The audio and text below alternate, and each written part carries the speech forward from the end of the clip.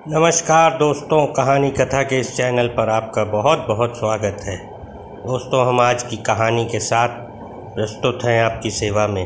तो आइए चलते हैं आज की कहानी पर। बहुत प्राचीन बात है। एक राजा था, बहुत नेक, बहुत सज्जन, अपनी प्रजा को अपने पुत्र की तरह पालता था वह। उसके राज्य में सब लोग प्रसन्न थे, क्या धनवान और क्या गरीब। सब राजा की प्रशंसा किया करते थे। वह बहुत वीर भी था, इसीलिए पड़ोसी राजा उसके राज्य की ओर आंख उठाकर भी देखने का साहस नहीं करते थे। साधु सन्यासियों और योगियों का बहुत सम्मान करता था वह राजा। राजा को शिकार खेलने का बहुत शौक था। जब जी चाहता शिकार खेलने निकल जाता था। एक दिन वह जंगल में शिकार खेलने गया। उसे कोई जंगली जानवर नज़र ही नहीं आया। वह जानवरों की तलाश में घने वन में चला गया। वहाँ उसे हिरणों का एक झुंड दिखाई दिया। वह अपने धनुष पर बाण का संधान करने लगा। इतने में खतरा जानकर सारे हिरण भाग छूटे। राजा उनके पीछे पीछे दौड़ा। रथ दौड़ाते दौड़ाते वह थक गया, लेकिन हिरणों का शिकार नहीं कर पाया। वह प्यास के कारण बेहाल होने लगा। रथ से उतरकर वह घने जंगल में पानी की तलाश करने लगा, लेकिन उसे कहीं पर भी जल नज़र नहीं आया। प्यास के कारण उसका गला बिल्कुल सूख गया था। एक एक कदम चलना भी उसके लिए भारी पड़ रहा था। फिर भी उसने हिम्मत नहीं हारी और वह जल की तलाश में आगे चलता ही चला गया। उसे दूर एक कुटिया दिखाई दी। उसकी उम्मीदों को नए पंख लग गए, पैरों में भी जान आ गई। दोस्तों, जब मन में आशा का संचार हो जाता है तो शरीर के सारे अंगों में जान आ जाती है। वह जैसे तैसे उस कुटिया तक पहुंचा और उसके दरवाजे पर जाकर धड़ाम से गिर पड़ा। कुटिया एक सन्यासी की थी। उसने धड़ाम की आवाज़ सुनी तो उसकी निगाहें उधर की ओर मुड़ी। दरवाजे पर एक राजा को पड़ा हुआ देखकर वह दौड़ा और उसने राजा को उठाकर एक बिछौने पर लेटा दिया और उस पर ठंडे जल के कुछ छींटे मारे। शीतल जल का कमाल था कि राजा की मूर्छा टूट गई और उसने अपनी आंखें झट से खोल दी। पानी, मरी मरी आवाज़ में राजा ने कहा। सन्यासी तुरंत पानी लेकर आए और राजा को ठंडा पानी पिलाया। पानी पीते ही राजा की जान में जान आ गई और वह उठकर बैठ गया। सन्यासी ने उसे कुछ मीठे मीठे फल दिए, जिन्हें खाकर राजा का पेट भर गया। जब क्षुधा शांत हो जाती है तो व्यक्ति का ध्यान बाकी चीज़ों की ओर जाता है। राजा का ध्यान अब उस सन्यासी की ओर गया। कितना तेज था उस सन्यासी के चेहरे पर। चेहरा चंद्रमा की तरह दमक रहा था। राजा उस सन्यासी को देखकर उसके प्रति अपार श्रद्धा से भर गया और उसने सन्यासी को दंडवत प्रणाम करते हुए कहा, आपके दर्शन करके मैं कृतकृत्य हो गया प्रभु। आपने जल और फलों से मेरे प्राणों की रक्षा की है, अतः मैं आपका ऋणी हूँ। आप जो चाहें मुझसे मांग सकते हैं। एक सन्यासी अपने लिए नहीं जीता है राजन, वह समाज और राष्ट्र के लिए ही जीता है। सन्यासी भोग और संग्रह से सर्वदा दूर रहते हैं। मुझे किसी चीज़ की कोई आवश्यकता नहीं है। जब महसूस होगी तो मैं आपसे मांग लूँगा। ठीक है? ठीक है। राजा सन्यासी के संयम को देखकर अभिभूत था। भोग विलास से दूर कामनाओं को नियंत्रित करने वाला व्यक्ति देव स्वरूप ही होता है। राजा का मन भोग विलास से उचटकर संन्यास में रमने लगा। सन्यासी ने राजा को 2-4 दिन अपनी कुटिया में ही रोक लिया था। राजा को अपना जीवन व्यर्थ लगने लगा। फिर एक दिन राजा ने सन्यासी से अपना अतिथि बनने का आग्रह किया, जिसे सन्यासी ने स्वीकार कर लिया और उस आग्रह के पश्चात राजा अपने महल में वापस आ गया। उस घटना को व्यतीत हुए एक लंबा अरसा गुजर गया। एक दिन राजा के दरबार में वही सन्यासी आया। राजा उसे पहचान गया और उसने सन्यासी को अपने आसन पर बैठाया। सन्यासी राजा के सत्कार से अभिभूत हो गया। राजा सन्यासी को अपने मुख्य महल में लेकर आ गया। सन्यासी का उस मुख्य महल में रानी ने स्वागत किया। रानी का सौंदर्य देखकर सन्यासी बहुत आश्चर्यचकित हुआ।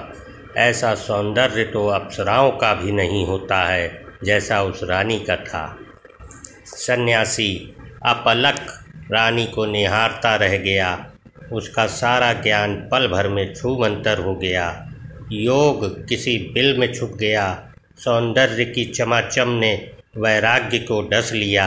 जिस मन पर उसने इतने वर्षों तक विजय प्राप्त की थी, वह बेलगाम होकर एक मुक्त अश्व सा दौड़ने लगा था। सन्यासी को अपनी इस स्थिति पर बड़ी लज्जा आई। इससे पहले कि राजा और रानी उसके मन के भाव पढ़ पाते, उसने मन ही मन अपने गुरु का नाम लिया और अपने मन पर नियंत्रण करने का प्रयास किया। राजा ने रानी को कहा, ये सन्यासी बहुत ऊंचे हैं, इन्होंने अपनी कामनाओं पर नियंत्रण स्थापित कर रखा है। उस दिन सघन वन में इन्होंने ही मेरी जान बचाई थी महारानी। अब आपका दायित्व है कि आप इनका पूरा ध्यान रखें। मैं अभी चलता हूँ, कहकर राजा अपने दरबार में आ गए। रानी पूरे मनोयोग से सन्यासी की सेवा करने में जुट गई। सन्यासी के मन की हालत बड़ी विचित्र हो रही थी। मन बार बार रानी के सौंदर्य रूपी जाल में उलझ रहा था, जिसे सुलझाने का कोई मार्ग सन्यासी को समझ में नहीं आ रहा था। एक बार तो सन्यासी ने सोचा कि वह रात में चुपके से यहाँ से भाग जाए, लेकिन यह तो कायरता होगी। ऐसा सोचकर वह वहीं रुका रहा। रानी के प्रत्येक अंग में काम रस के सैकड़ों कलश भरे हुए थे। रानी अपने हाथों से सन्यासी को नहलाती थी। रानी के हाथों का स्पर्श पाकर सन्यासी कामावेग में दग्ध होने लगता था। उसने रानी को नहलाने के लिए मना कर दिया। रानी जब सन्यासी को अपने हाथों से खाना खिलाने लगी तो भी उसकी गति वैसी ही हुई। सन्यासी ने रानी को खाना खिलाने से भी रोक दिया था। रानी ने राजा से यह सारा हाल सुनाया। तब राजा दौड़ा दौड़ा आया और हाथ जोड़कर बोला, प्रभु, क्या मुझसे कोई त्रुटि हुई है जो आप रानी की सेवाएं लेने से इनकार कर रहे हैं? तब सन्यासी ने कहा, नहीं राजन, मैं रानी की सेवाओं से बहुत प्रसन्न हूँ, लेकिन मैं बहुत भी शर्मिंदा हूँ कि रानी के अप्रतिम सौंदर्य ने मेरे मन में खलबली मचाकर रख दी है। मेरा रोम रोम कामावेग में बुरी तरह दग्ध हो रहा है। मन अस्थिर हो गया है। अब तो इसका एक ही उपाय है, जिसे कहते हुए मैं बहुत लज्जित हो रहा हूँ। क्या आप अपनी रानी को मुझे दे सकते हैं? मैं प्रणय के धागे से बंधा गया हूँ और उनके साथ कुछ दिन रहना चाहता हूँ। सिर नीचा किए हुए सन्यासी बोला। राजा को जंगल की बातें याद आ गईं। तब राजा ने सन्यासी को कुछ मांगने को कहा था, लेकिन सन्यासी ने फिर कभी लेने के लिए कह दिया था। तो क्या अब वह समय आ गया है? राजा ने सोचा और सोचकर कहा, प्रभु, यह मेरा सौभाग्य है जो आपने मुझे इस योग्य समझा। मैं अभी रानी को लेकर आपकी सेवा में उपस्थित होता हूँ, कहकर राजा चला गया। राजा रानी के पास गया और उसे सारी बातें बता दी। रानी सोच में पड़ गई। वह एक पतिव्रता स्त्री थी जो पर पुरुष के बारे में सोच भी नहीं सकती थी। उसने एक पल सोचकर कहा, स्वामी, आप चिंता न करें। प्रभु मुझे इस धर्म संकट से अवश्य निकाल लेंगे। आप तो मुझे उन सन्यासी को सौंप दीजिए, आगे मैं देख लूँगी। रानी 16 श्रृंगार करके आई और राजा के साथ सन्यासी के पास आ गई। राजा ने रानी को सन्यासी को सौंप दिया। इसके पश्चात राजा चला गया। आओ प्रिय, मेरे अंक में समा जाओ। मैं आपके सौंदर्य के दर्शन करने को कब से लालायित हूँ, सन्यासी ने बाहें फैलाते हुए कहा। तनिक धैर्य रखें प्रभु, मैं अब आपकी ही हूँ। आप पर मेरा सर्वस्व न्योछावर है, सौंदर्य भी और मादकता भी। लेकिन एक समस्या है। यह मेरे पति का महल है, इसकी हवा में मेरे पति के बदन की सुगंध भरी हुई है। जब तक मेरे नथुनों में वह सुगंध बसी है, मैं आपकी कैसे हो सकती हूँ। अब आप मेरे स्वामी हैं, इसलिए आपका आंगन ही मेरा स्थान होगा, वहीं पर ही मिलन हो तो श्रेष्ठ होगा। सन्यासी को बात जम गई और उसने राजा को बुलवाकर एक रथ तैयार करवा लिया। रथ में सवार होकर वे दोनों सन्यासी की कुटिया में आ गए। कुटिया को देखकर रानी नाक भौं सिकोड़ कर बोली, ये क्या है? मेरा कोमल तन इस कुटिया में कैसे रहेगा? मेरे लिए कोई अच्छे से महल की व्यवस्था करें प्रभु। सन्यासी ने सोचा, बात तो सही कह रही है रानी, यह कोमलांगी इस कुटिया में कैसे रहेगी, पर मैं महल भी कहाँ से लाऊंगा। सन्यासी को राजा का ध्यान आया।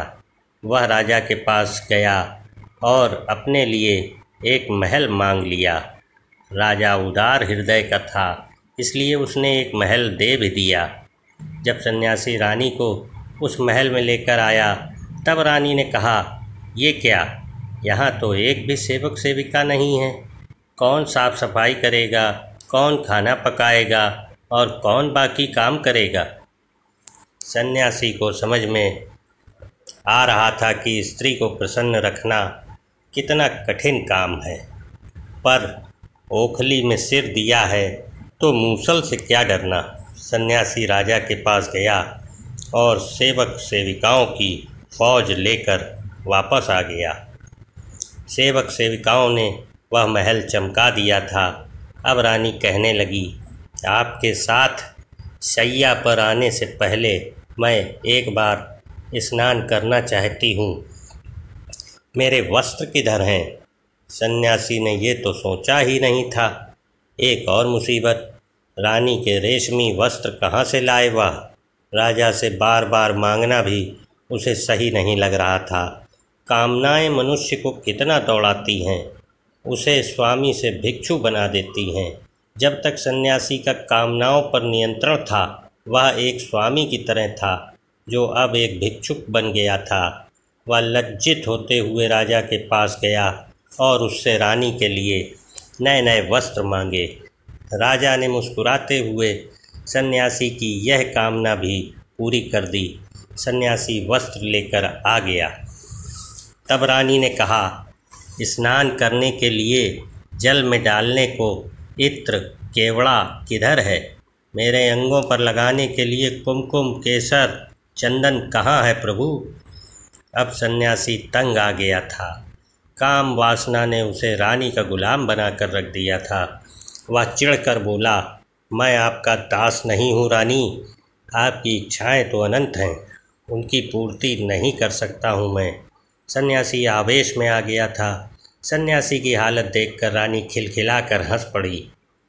आपने एक रानी के साथ प्रणय करने की कामना की थी प्रभु। आप जब तक रानी की समस्त कामनाओं की पूर्ति नहीं करोगे, तब तक वह आपके साथ प्रणय कैसे कर सकती है? और यदि वह विवश होकर आपके साथ प्रणय करेगी, तो उसमें आपको आनंद कैसे आएगा? रानी की बात 16 आने सही थी, लेकिन वह भी क्या करे? बार बार राजा से मांगना भी तो सही नहीं है ना। तब रानी ने कहा, प्रभु, काम, क्रोध, मद, लोभ ये मनुष्य के 4 सबसे बड़े शत्रु हैं। काम तो वह रस है जिसके पीने से कभी तृप्ति नहीं होती, बल्कि प्यास और बढ़ जाती है। आप तो ज्ञानी हैं, विद्वान हैं, विवेकवान हैं, बुद्धिमान हैं। मेरा आपको समझाना अच्छा लगता है क्या? आज आपकी हालत क्या से क्या हो गई है। आपके चेहरे की चमक न जाने कहाँ गायब हो गई है। जो कामनाओं के भंवर में फंस गया, उसका डूबना तय है, और जो कामनाओं पर नियंत्रण पाने में सफल रहा, वही मनुष्य है, वरना तो पशु और मनुष्य में अंतर क्या है। सन्यासी को अब अपनी भूल का एहसास हो गया था। वह दौड़कर राजा के दरबार में पहुंचा और राजा को साष्टांग प्रणाम करते हुए कहने लगा, सही मायने में आप सबसे बड़े सन्यासी हैं। आपने अपनी पत्नी को किसी और के साथ शयन करने की इजाज़त दे दी, किंतु इसके बाद भी आपके चेहरे पर एक शिकन तक नहीं आई राजन। रानी ने अपनी बुद्धिमत्ता से न केवल आपके आदेश और अपने पतिव्रत धर्म का मान रखा, अपितु मुझे भी ज्ञान का पाठ पढ़ाया। यह बहुत अद्भुत है। मैं अपनी कामनाओं पर नियंत्रण स्थापित करने में असफल रहा। मेरी साधना अभी अधूरी है। आप जैसा राजा आदर्श है, जो राजा होकर भी सन्यासी जैसा व्यवहार करता है। मुझ जैसा सन्यासी होकर भी कामांध की तरह व्यवहार कर रहा है। अब मैं इसका प्रायश्चित करूँगा। और यह कहकर वो सन्यासी जंगल की ओर प्रस्थान कर गया, जंगल की ओर प्रस्थान कर गया, जंगल की ओर प्रस्थान कर गया। दोस्तों, ये कहानी आपको कैसी लगी? इस कहानी को अगर आपने पसंद किया तो इसको लाइक करें, चैनल को भी सब्सक्राइब करें